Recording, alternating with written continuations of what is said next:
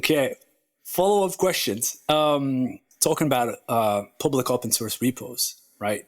What happens when a public open source repo is forked? A lot of people actually don't know exactly the implications and privileges. Can you explain that part?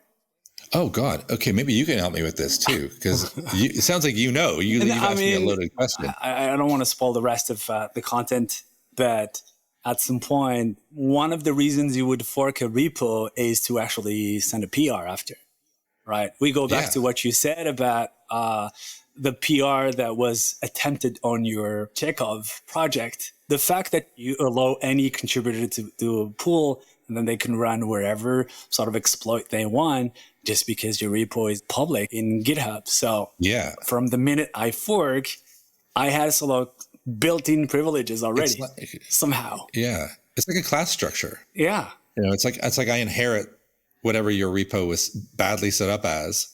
Yeah.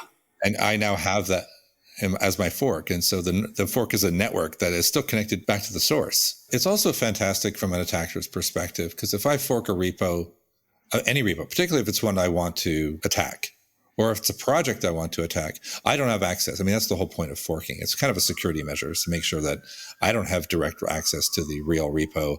I have to fork mine. But then I'm synchronizing with code as it's happening.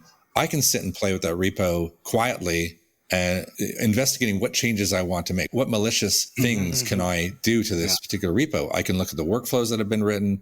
I can do a lot of reconnaissance on this with no one seeing what I'm doing.